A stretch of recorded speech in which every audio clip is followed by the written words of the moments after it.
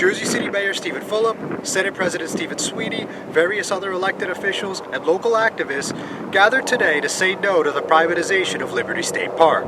Fulop and Sweeney have formed a coalition with State Senate Majority Leader Loretta Weinberg, State Senator Sandra Cunningham, Assemblyman Raj Mukherjee, and perhaps most importantly, Sam Pessin. Pessin is the president of the Friends of Liberty State Park and the son of Morris Pessin, the founder of LSP. The park serves the public good and is priceless and sacred public land. The park is sacred because it is next to Lady Liberty and Ellis Island, and it's sacred because it is scarce urban open space, a green sanctuary in this crowded concrete region.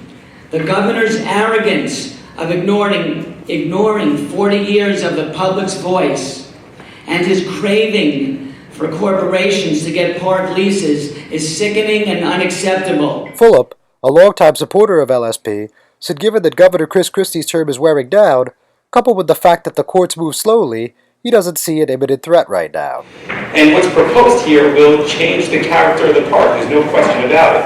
And we intend to push back fiercely. Now some of you can say, what can you do against these sort of things outside of advocating for this? And the reality of the situation is that our best asset is that the governor's tenure is limited to 2 years.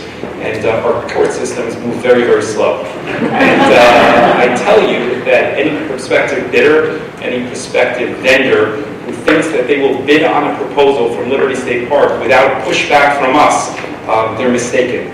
Sweeney, who's expected to square off with Fulop in the 2017 Democratic primary for governor, also looked at Christie's term winding down as a good thing. And here's something me and the mayor agree on very strongly. This governor's got 2 more years, less than 2 years. There is no way we are going to stand by unless something happened with those 2 years. We will fight together. When we all fight together, we're normally pretty successful. I know it's unusual for Democrats, but when we get together, we're pretty good at it. Also, I just want to let you know that we've gotten notice from the commissioner. We had sent Commissioner Martin a letter saying we wanted a transparent process. He's agreed to that. Weinberg called LSP a national monument that we're not going to expect to make a profit. We will have a different governor in 2 years, and Liberty State Park will remain a park, a national monument to the residents of the state of New Jersey for everything that it stands for.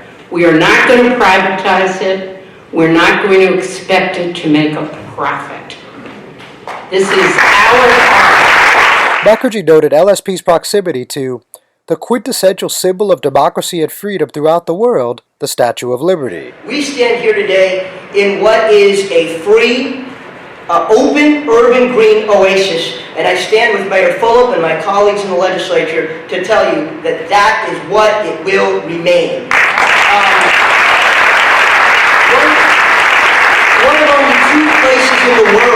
2 places in the world from which you can access the quintessential symbol of democracy and freedom throughout the world, Lady Liberty. One of only 2 places in the world from which we can access Ellis Island. The New York, New Jersey Baykeeper, Greg Ramad, is also part of the newly formed group. Just down the road from the Liberty House, inside the closed LSP rail yards, Mark Texel, the director of the New Jersey Division of Parks and Forestry, refuted much of what was said at the press conference.